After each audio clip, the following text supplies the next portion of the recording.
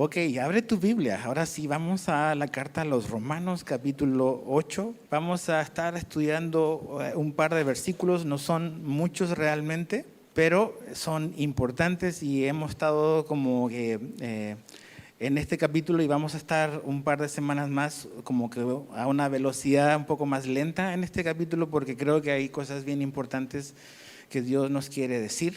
Entonces vamos a leer los versos 5 al 8 de Romanos 8, los leemos, oramos y comenzamos. Y dice así: porque los que viven conforme a la carne ponen la mente en las cosas de la carne, pero los que vivan conforme al Espíritu, en las cosas del Espíritu. Porque la mente puesta en la carne es muerte, pero la mente puesta en el Espíritu es vida y paz.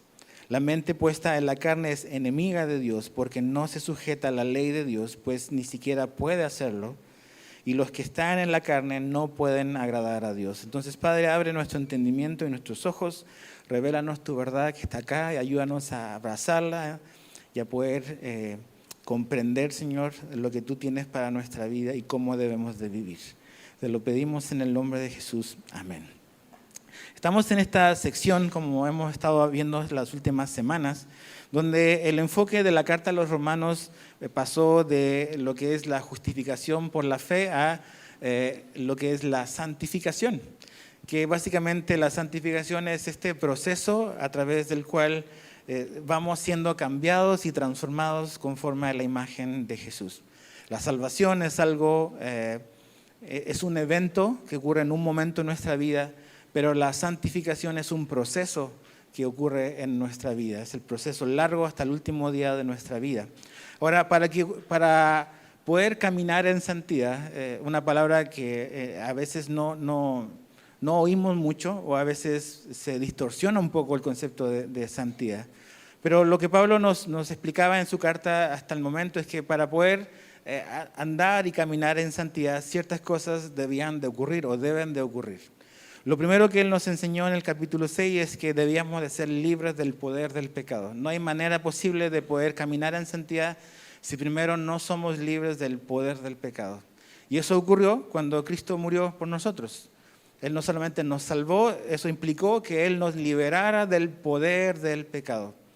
Entendemos que la presencia del pecado todavía está en nuestra vida, pero ya no estamos bajo su dominio, ya no estamos obligados siempre a poder a tener que obedecer lo que el pecado antes sí nos tenía esclavizado. Entonces, fuimos libres del poder del pecado, Romanos 6. Ahora, en Romanos 7, Pablo como que nos habló un poco de su experiencia y de su frustración de querer caminar en santidad, tratando de seguir la ley o tratando de seguir básicamente su autodeterminación, de querer hacer lo bueno pero no poder hacerlo. Y tener este conflicto. Entonces, algo muy importante que Pablo nos enseñaba y que aprendimos la semana, hace como 2 semanas atrás, es que caminar en santidad no es algo que se basa primeramente y únicamente en una determinación personal. Pablo terminaba el capítulo 7 diciendo: miserable de mí. Entonces, cualquier intento de querer caminar en santidad únicamente basado en nuestro esfuerzo está destinado al fracaso. Y es así que en el capítulo 8 Pablo nos habla de esta verdad que es muy importante saber, que es que para poder caminar en santidad necesitamos andar en el Espíritu, necesitamos la guía y el poder del Espíritu Santo en nuestra vida. Ahora, hay una realidad y hay un conflicto y hay una tensión entre dos, como decir, esferas o dos aspectos de la vida, que es la carne versus el Espíritu.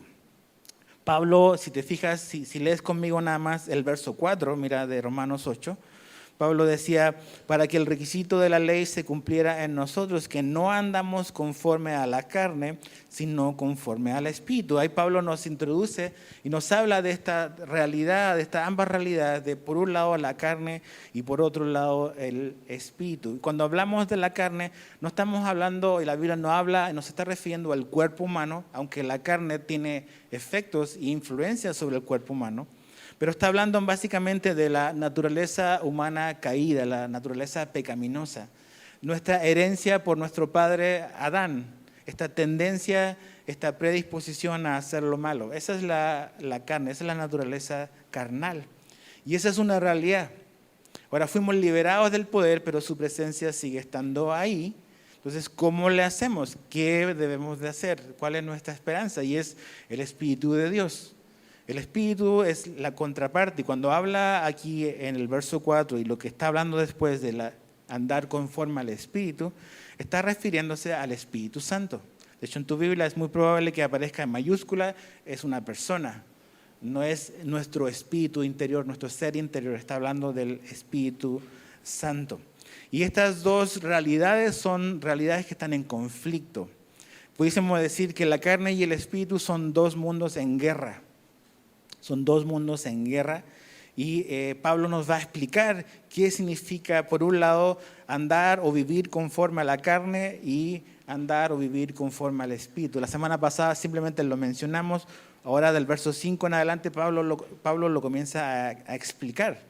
Pero son dos mundos en guerra.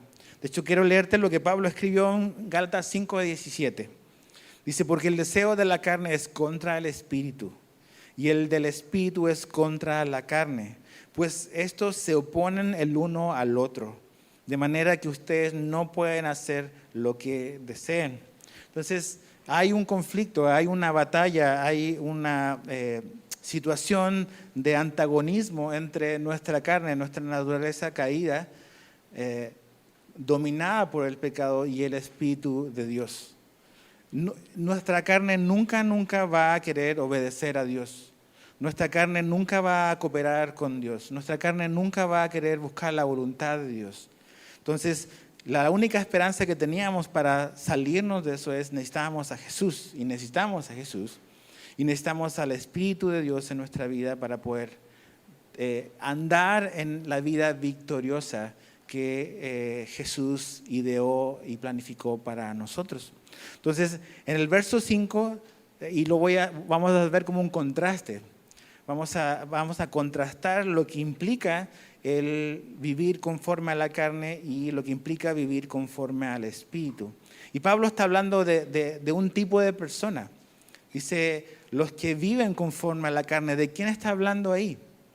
Es importante tratar de identificar a quién se está refiriendo. Si te fijas en el verso 8, dice, y los que están en la carne, o sea, es la misma persona, los que viven conforme a la carne y los que están en la carne. ¿De quién a quién se está refiriendo Pablo? Si retrocedes un poquito conmigo ahí en tu Biblia, a Romanos capítulo 7, el capítulo anterior.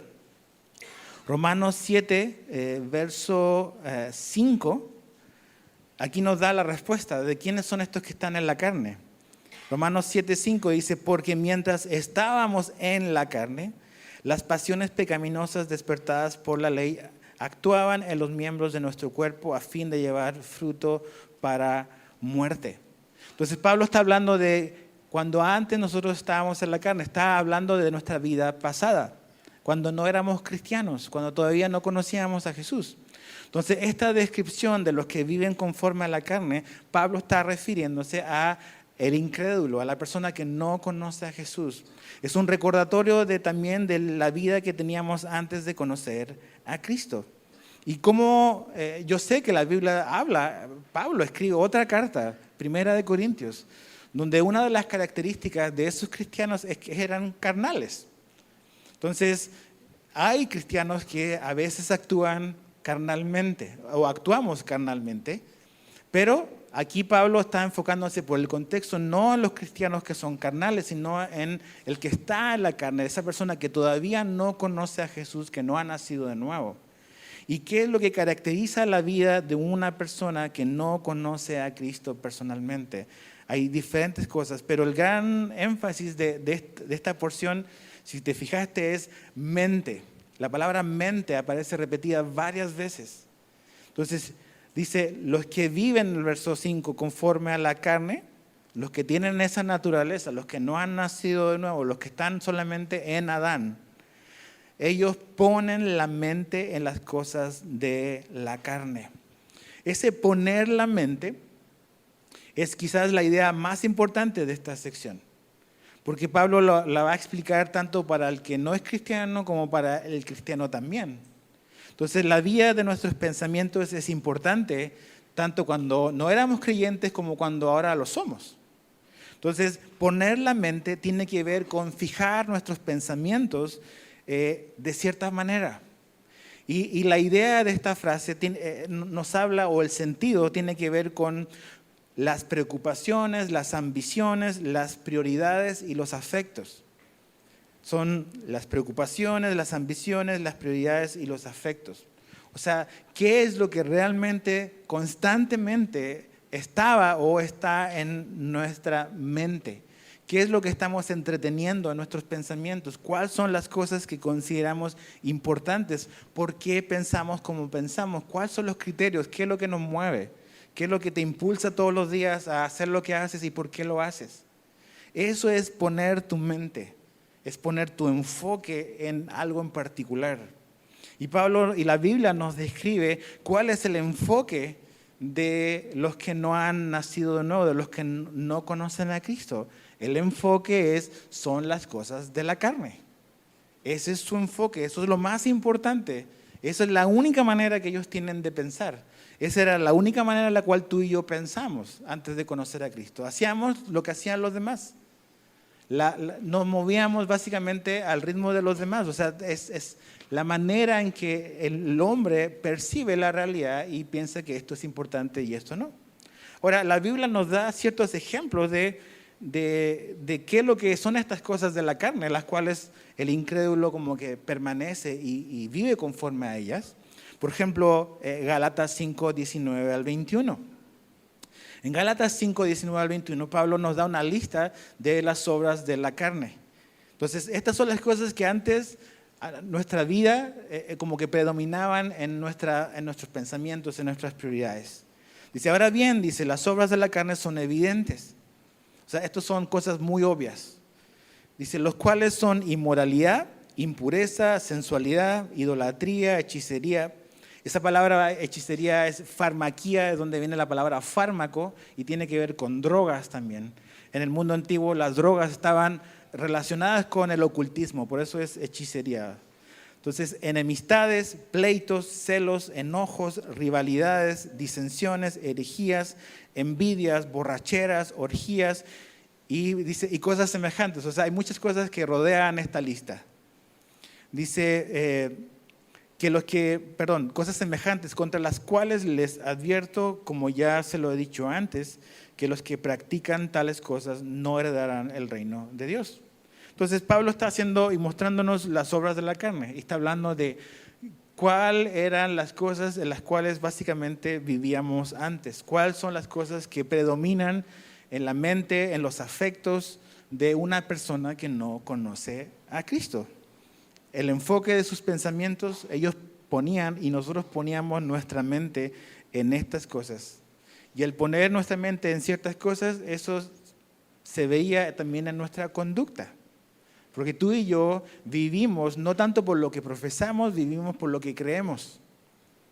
¿Cuáles son tus convicciones? Eso es lo que va a determinar la manera en cómo vives. No tanto lo que tú profesas con tu boca, es qué es lo que crees, qué es lo que consideras que es importante. Bueno, ahí hay una descripción de estas obras de la carne, de las cuales Pablo nos dice en Romanos 8, que son donde la gente que no conoce a Cristo pone su mente en. ¿Okay? Y son a lo mejor pecados muy evidentes, como dice Pablo. Hay otros que a lo mejor son más, como pasan más desapercibidos, como los celos y cosas así, pero ahí está la lista. Ahora, hay otras cosas en las cuales también los que no conocen a Cristo, como que hacen su énfasis o ponen su enfoque en. Y quiero como que un poco hablar sobre eso, porque hay cosas que a veces son más sutiles de identificar a las cuales nosotros estamos entreteniendo nuestra mente y estamos únicamente pensando en cosas. Y a veces en sí no son malas, no son cosas pecaminosas en sí, pero el hacerlas prioridad es donde el problema comienza en nuestra vida. Y quiero leerte lo que Jesús le dijo a sus discípulos en Mateo 6. En Mateo 6, verso 31 al 32, Jesús, es el sermón del monte, Jesús habló de muchas cosas importantes solo con sus discípulos. Y en esta sección Jesús les dijo esto. Dice, por tanto, no se preocupen diciendo qué comeremos o qué beberemos o con qué nos vestiremos, porque los gentiles buscan ansiosamente todas estas cosas, que el Padre Celestial sabe que ustedes necesitan todas estas cosas. Entonces Jesús está hablándoles y le está diciendo a sus discípulos, no se preocupen, repite muchas veces, no se preocupen, no se preocupen. Entonces Jesús les dice, mira, los gentiles, en este caso y en este contexto, los gentiles son los que no tienen fe en Dios, ¿okay? Los que no han creído en Cristo, los que no son discípulos de Jesús. Entonces Jesús dice, los que no son discípulos de Jesús como ustedes que están conmigo ahí, ellos hacen su prioridad estas tres cosas. Dice que ellos buscan ansiosamente todas estas cosas. ¿Y cuáles son esas tres cosas que la mente no cristiana hace su prioridad? Es comida, bebida y vestimenta. O sea, son las cosas básicas de la vida. El alimento, la bebida puede ser entretenimiento, entretención y básicamente la ropa, o sea, como que las cosas físicas que necesitamos para vestirnos. Entonces, Jesús no está diciendo que pensar en esas cosas es carnal. Lo que Jesús está confrontando es que hacer de estas tres cosas la prioridad, eso es lo carnal, esa es la mente carnal. Esa es la mente de una persona que no es discípulo de Jesús, que no ha conocido a Jesús. El pensar que la vida se trata única y exclusivamente de mi trabajo, de qué voy a comer, qué voy a llevar para la despensa y qué ropa voy a comprar, qué tenis me voy a comprar. Esa es la mente de una persona que no conoce a Cristo, pensar únicamente en eso. Y eso es lo que Jesús estaba confrontando. Entonces, mi pregunta para ti y lo que Pablo nos está diciendo es que lo que predomina en nuestra mente, las cosas en las cuales fijamos nuestros pensamientos, es un buen indicador de quiénes somos, de dónde estamos. Porque la mente de una persona que no ha nacido de nuevo es únicamente pensar en estas cosas terrenales. Que no tiene nada de malo en sí, no tiene nada malo buscar trabajo, buscar estas cosas. Pero si solo pienso en ese plano, si solo todo se trata de mi trabajo, de mi negocio y de las cosas que tengo que hacer, pero nunca me pongo a pensar y me detengo a ver las cosas eternas, las cosas que Dios tiene para mí, en qué otras cosas debo de crecer y conocer. Si solo pienso en el plano terrenal, esa es una evidencia de una mente carnal. Así, dice Jesús, piensan los gentiles, los que no conocen a Dios. Pero ustedes, dice, no son así, no deben de hacer esto. Entonces, lo que predomina en nuestros pensamientos es lo que básicamente indica qué tipo de naturaleza tenemos, quiénes somos. Entonces, examina tus pensamientos. Yo sé que aquí Pablo está describiendo a una persona que no conoce a Cristo, ¿ok? Así éramos antes, pero, ok, ¿cómo estás pensando ahora? ¿Qué es lo que traigo a mi mente? Algo muy importante sobre los pensamientos es que tú puedes pensar de una manera diferente. Puedes cambiar tus pensamientos. Entonces, ya hemos sido salvados, ya hemos nacido de nuevo. Pablo nos va a decir en el capítulo 12 de Romanos, algún día llegaremos ahí. Dice que tenemos que renovar nuestro entendimiento. Entonces, la manera, cómo alimentamos la vida de nuestros pensamientos es un indicador de quiénes somos, pero también va a determinar el tipo de vida que vivamos. ¿Qué estamos echándole a nuestros pensamientos? ¿Qué enfoque le estamos dando a nuestra vida? Entonces, ¿qué predomina?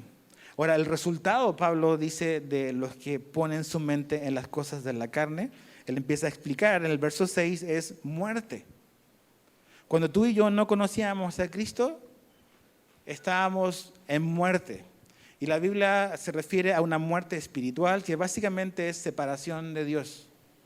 Estábamos separados de Dios. Cuando nacimos separados de Dios, nacimos muertos espiritualmente. Pero un día conocimos a Cristo y nacimos de nuevo. Pero los que todavía no conocen a Jesús y no han rendido su vida a Cristo están en un estado de separación, de muerte espiritual. Pablo dice en Efesios 2:1, y Él les dio vida a ustedes, dice, que estaban muertos en sus delitos y pecados, Efesios 2:1. Pero también la Biblia habla de muerte como la condenación eterna, que es el resultado de vivir o de rechazar a Cristo en esta vida, básicamente una muerte eterna. Entonces, el no venir a la fe en Cristo, eso implica estar separado de Dios, pero si yo y si tú permaneces en esa condición, es muerte eterna, una muerte de eterna separación con Dios. ¿Qué otra cosa, qué otras características tiene las personas que se enfocan en las cosas de la carne? Verso 7, la primera parte del verso 7 dice, la mente puesta en la carne es enemiga de Dios. Cuando tú y yo estábamos sin Cristo, éramos enemigos de Dios. Eso es lo que éramos. Tú dices, ay no, yo no me considero enemigo de Diosito. Esa palabra, Diosito. No, si Diosito aquí. No, pero la Biblia dice que al no haber nacido nuevo, yo era un enemigo de Dios. Estaba en guerra en contra de Dios.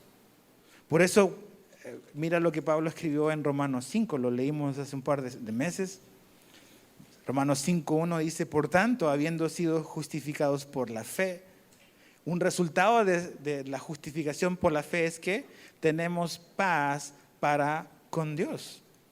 Pablo no está hablando ahí de que tenemos la paz de Dios en nuestro corazón. Tenemos paz con Dios. Eso quiere decir como reconciliarte con alguien. Haces las paces.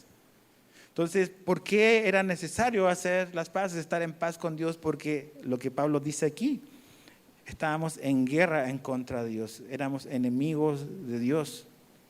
Pero por medio de Jesús, Él nos reconcilió consigo mismo. Entonces, enemistad.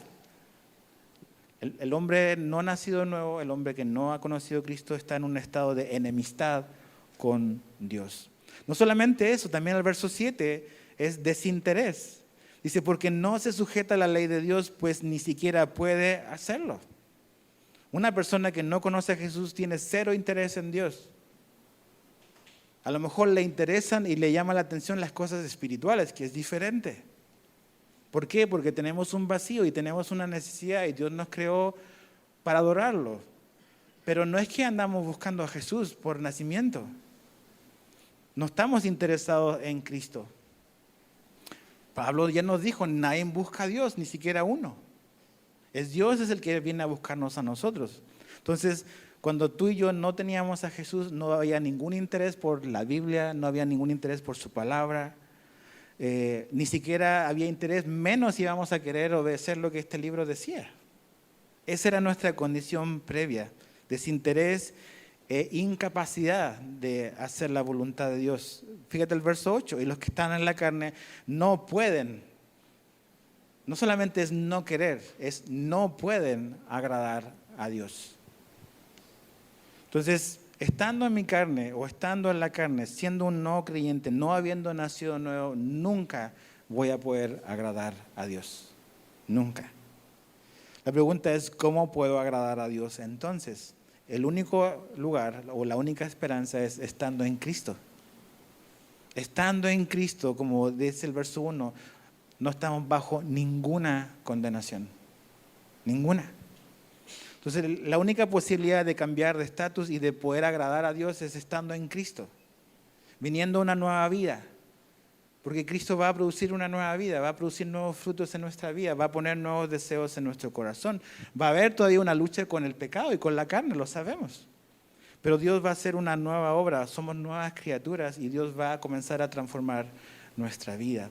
Ahora, eso es básicamente como que los que viven conforme a la carne, pero ¿cómo se ven los que viven conforme al Espíritu? ¿De quién está hablando aquí? De los que están en Cristo, el verso 1. Está hablando de los que están en el Espíritu, en el verso 9. Sin embargo, ustedes no están en la carne, sino en el Espíritu. Está refiriéndose a personas que han nacido de nuevo, que han experimentado el nuevo nacimiento, que conocen a Cristo. Está hablando de nosotros, del creyente. ¿Cuál es la característica del creyente? Otra vez, ¿dónde ponemos nuestra mente? ¿Dónde ponemos nuestros pensamientos? Ok, otra vez, la vida cristiana no es que ponemos nuestro cerebro a un lado y nada más es pura emoción. Tampoco es solo cerebral, es con todo el corazón también, pero también con toda nuestra mente. Amamos a Dios. Entonces, Pablo nos dice en el verso 5, dice que, pero los que viven conforme al Espíritu, en las cosas del Espíritu, pone la mente en las cosas del Espíritu, está haciendo un contraste con el otro. Entonces, poner la mente, fijar tus pensamientos de cierta forma, enfocar tu atención, dirigir tus afectos, es una decisión que tú también haces, que yo hago. La santificación, la transformación de nuestra vida, que viene después de la salvación, que comienza desde el día 1 de nuestra salvación, es algo que Dios hace, ¿ok? Pero también en la santificación es algo en lo cual tú y yo colaboramos con Dios, cooperamos con Él. No es 50 y 50, no te puedo dar un porcentaje, la Biblia no da un porcentaje. Yo creo que gran parte lo hace Dios, pero hay ciertas cosas que hacemos nosotros. Y una de las cosas que hacemos nosotros y que comenzamos a crecer en eso es fijar nuestros pensamientos en las verdades de Dios. ¿Dónde ponemos la mente? Entonces, ¿dónde fijamos nuestros pensamientos? Antes las poníamos en las cosas de este mundo, las cosas temporales, no pensábamos en las cosas eternas. Pero ahora que hemos nacido de nuevo, ponemos nuestra mente en las cosas eternas. Ahora tenemos nuevos deseos, hay nuevas preocupaciones, hay otras ambiciones, hay nuevas prioridades, hay nuevos afectos. Y intencionalmente como que llevamos nuestra mente también hacia esas nuevas cosas que Dios despertó en nosotros y puso cuando conocimos a Jesús.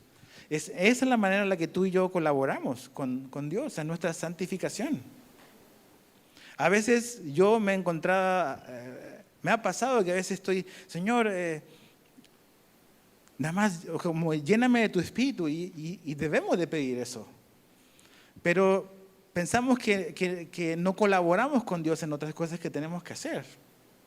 A veces nada más pedimos, lléname de tu espíritu, pero ¿por qué sigo siendo derrotado siempre por el pecado?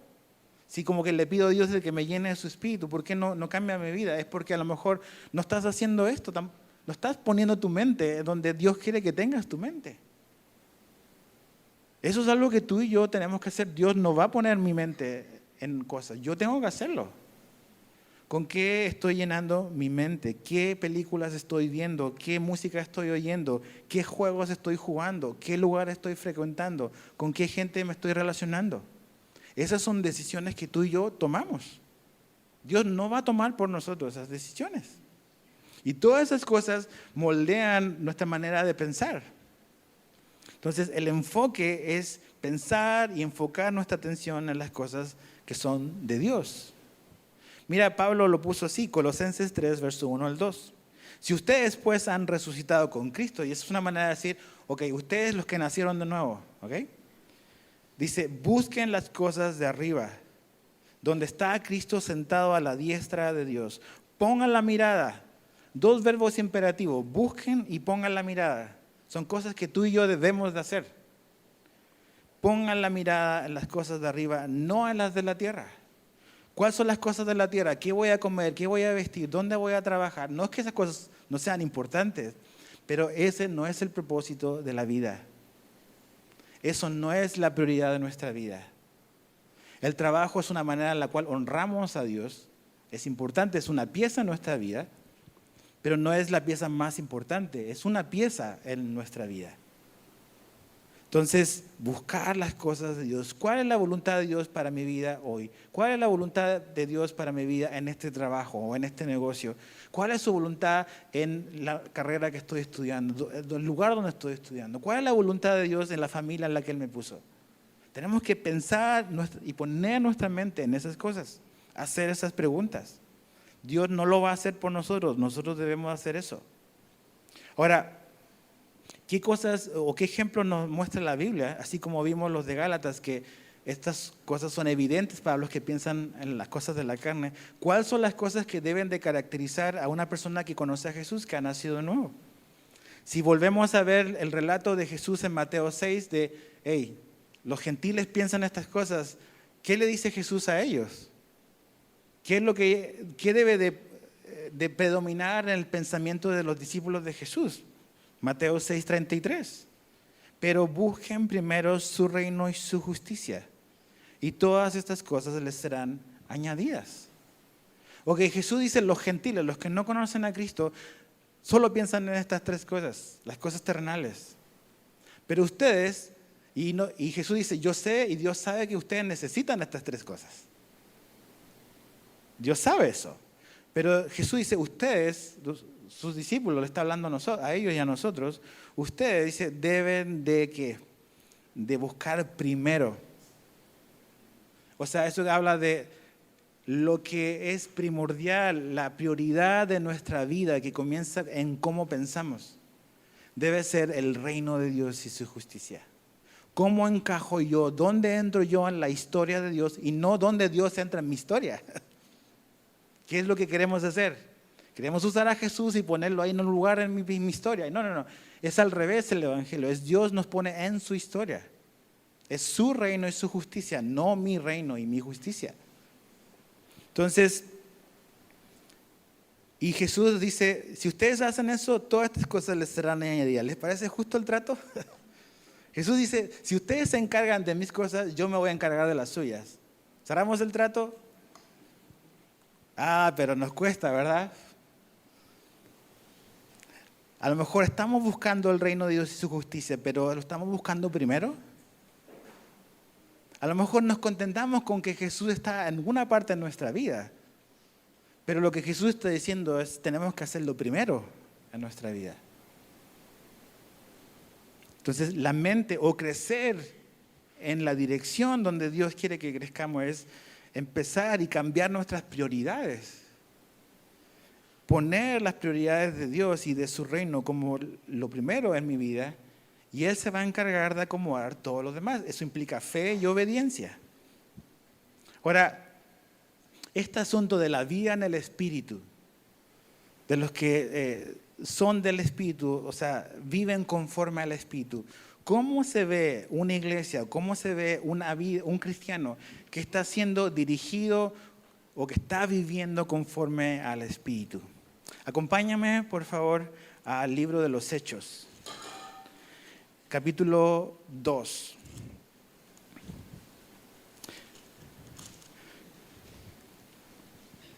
En Hechos capítulo 2 vemos el día de Pentecostés, vemos el día en que el Espíritu Santo descendió sobre los 120 que estaban en el aposento alto. Vemos que la gente escuchó lo que estaba pasando y vino, y Pedro predicó el primer sermón y miles de convertidos llegaron a conocer a Cristo, miles. ¿Cómo se ve la vida después de conocer a Cristo? ¿Cómo se ve la vida de una persona que está siendo dirigida por el Espíritu Santo? Fíjate el verso 42, 2:42. Y se dedicaban continuamente a las enseñanzas de los apóstoles, a la comunión, al partimiento del pan y a la oración. ¿Cómo se ve la vida de una persona que está siendo guiada por el Espíritu? Así. ¿Cómo se ve una iglesia? ¿Cómo se ven los cristianos que están en el Espíritu? O sea, no hay iglesia más viva y más llena del Espíritu Santo que la iglesia del libro de los Hechos. Ok, entonces eso es, aunque esto no es prescriptivo, es una buena descripción de cómo se ve un cristiano y qué es lo que hace un cristiano cuando ha sido lleno del Espíritu Santo. Hace 4 cosas.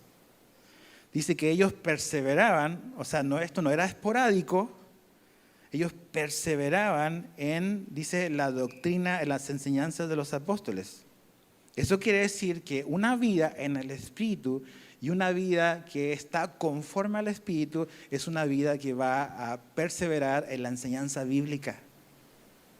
O sea, la Biblia va a ser esencial y central en su vida. Cuando tú y yo, y como Pablo nos dijo, cuando tú y yo no conocíamos a Cristo, la Biblia ni nos interesaba. Ni saber, ni menos obedecer. Pero una evidencia de que tú has nacido de nuevo es que Dios puso hambre por su palabra. Y un cristiano que de verdad ha nacido de nuevo va a ser una persona que va a empezar a buscar y a leer la Biblia. Esa es una evidencia del nuevo nacimiento. Es una evidencia de una vida que está andando conforme al Espíritu, la palabra. Entonces, ¿Qué es lo que un cristiano necesita? Aquí están las 4 cosas que un cristiano necesita. Necesita ir y ser parte de una iglesia que enseña la Biblia constantemente. Que este libro es esencial. No es una herramienta para decir lo que el predicador quiere decir. Se enseña este libro. Esto es lo que se enseña. Segundo, habla de comunión. Que estos cristianos en el Espíritu perseveraban en la comunión. Y eso habla de compañerismo. Compañerismo es la relación que necesitamos tener unos con otros, entre nosotros. La vida cristiana no es una vida en soledad, no es una vida que vivimos autónomamente, sino que es una vida que vivimos en un grupo, en una familia de creyentes, en una fraternidad de cristianos. Entonces, todo cristiano que está viviendo conforme al Espíritu es un cristiano que pertenece a una iglesia local. No puedes estar solo e independiente. Necesitas de la comunión. Después de la enseñanza, al menos aquí aparece comunión. Necesitas de otros hermanos en la fe. Necesitas tener relaciones de hermanos entre nosotros. Eso el único lugar donde lo vas a poder tener es siendo parte de una iglesia local. Hay muchas cosas que podemos sacarle provecho al mundo digital y al internet. Pero el internet no debe reemplazar tu conexión real y continua con una iglesia en particular. Entonces, compañerismo, comunión. Les decía a los de las 10 de la mañana que cuando Mari o Luis o el que ora aquí al final, cuando terminamos el servicio no ha terminado todavía. Cuando ellos dicen, estamos despedidos, nos estamos corriendo. No estás despedido como que te despidieron de tu trabajo, como que ya vete. Terminamos una parte de nuestra adoración, que es cantar, que es sentarnos y escuchar la palabra de Dios. Pero continúa otra cosa, que es el compañerismo. Luis, cuando dice, no es una señal para la estampida para bajar. No es para eso. Entonces, si no entendemos este punto, si no valoramos o si no le damos la importancia al compañerismo, va a ser muy, muy difícil para ti y para mí andar en el Espíritu. Necesitamos, porque eso es lo que produce el Espíritu, hacia eso nos dirige. No a vidas autónomas, sino a vidas dependientes de Dios y también en dependencia mutua. Dependencia mutua. Tercero, habla de la oración. Habla del partimiento del pan, esa es la cena del Señor. ¿Hace cuánto que no tomas la cena del Señor? Ok, ¿cuándo lo hacemos en esta iglesia? El primer miércoles de cada mes. Te esperamos el próximo miércoles. Pero oración. Ahora, yo tengo muchas teorías y tú tendrás las tuyas. Y tenemos muchas razones por las cuales a veces podemos decir que no oramos lo suficiente. Pero creo que mucho tiene que ver con nuestra incredulidad. No oramos lo que tenemos que orar porque básicamente creo que en el fondo no creemos en la oración. Porque si de verdad creyéramos en eso es lo que haríamos. Entonces, el Espíritu Santo, ¿hacia qué nos guía? Nos guía hacia la palabra de Dios. El Espíritu Santo nos guía a congregarnos, nos guía a una iglesia en particular. Y el Espíritu Santo, la vida conforme al Espíritu es orar, es crecer en oración, es crecer en compañerismo con Dios. Esas son las cosas.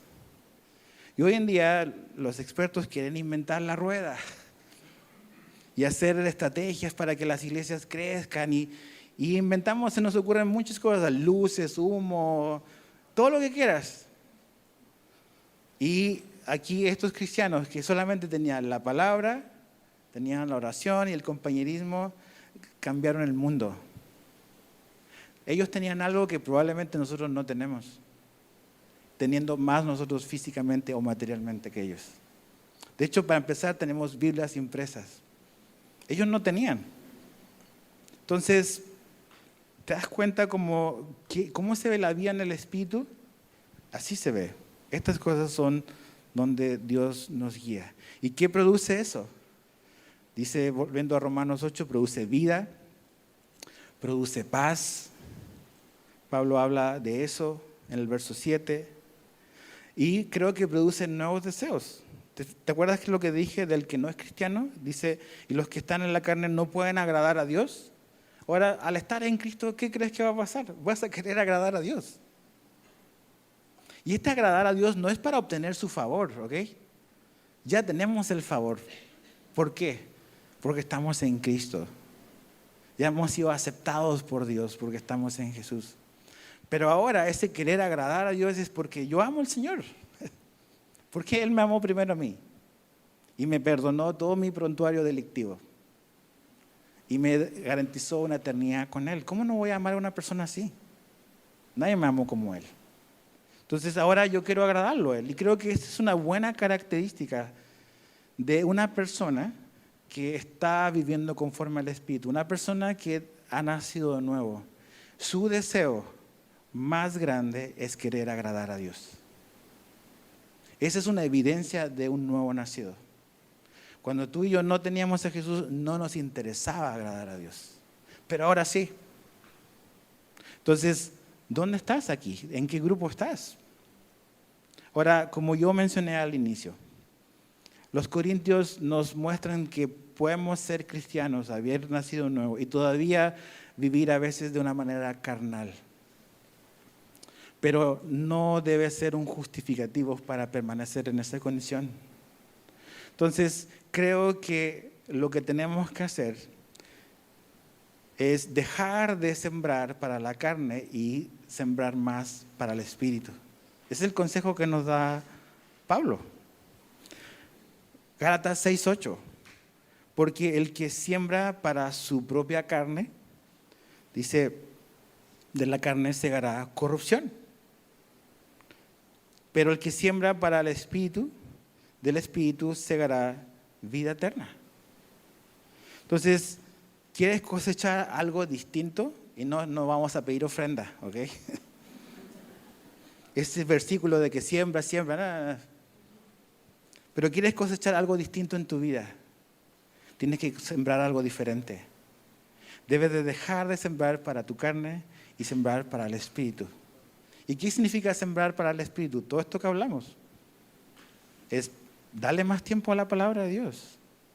Pasa más tiempo tú solo con el Señor, con la Biblia abierta. Participa de los discipulados, involúcrate con tus hermanos en la fe.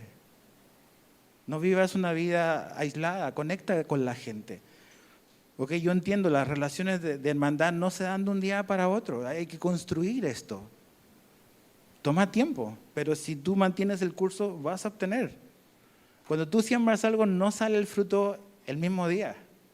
Tarda, pero va a salir. Entonces, si tú empiezas a sembrar tiempo en la palabra, tiempo en la oración, tiempo en compañerismo, eso va a sembrar para el Espíritu y van a haber buenos frutos en tu vida. Pero deja de sembrar para la carne. Deja de sembrar lo que sembrabas antes cuando no conocías a Cristo. Si Dios te sacó de algo en particular, ten cuidado de no volver a sembrar eso de donde Dios te sacó. Un ejemplo que venía a mi mente en la mañana era, ok, si Dios te sacó del alcoholismo y te hizo libre de eso, ¿qué haces siendo un bebedor social? ¿Por qué estás sembrando otra vez para tu carne si ya sabes cómo es tu carne? Huye de eso. Entonces, así, o sea, si sabes que tienes problemas con esto otro y ese problema es porque te juntas con cierto tipo de amigos, ¿qué haces sembrando eso todavía en tu vida? Siembra en otro lugar, busca otras amistades. Dice, no, pastor, eso ya suena legalista, eso no es Calvary. No es legalismo, es la vida cristiana práctica. Son las decisiones que tú y yo debemos de tomar si queremos frutos buenos y diferentes en nuestra vida. Entonces, examinemos y veamos dónde estamos gastando nuestro tiempo, qué ideas estamos cultivando o entreteniendo en nuestra mente. Son un indicador de dónde estamos, pero también es la dirección a donde nuestra vida puede terminar. Ya eres un cristiano, comienza a enfocar tu mente en las cosas de arriba, en las cosas de Dios. Comienza a sembrar en las cosas buenas, en la palabra, en la oración, en la comunión, y vas a ver que eso va a producir un buen fruto en tu vida. y vas a poder experimentar la presencia de Dios en tu vida de una manera diferente.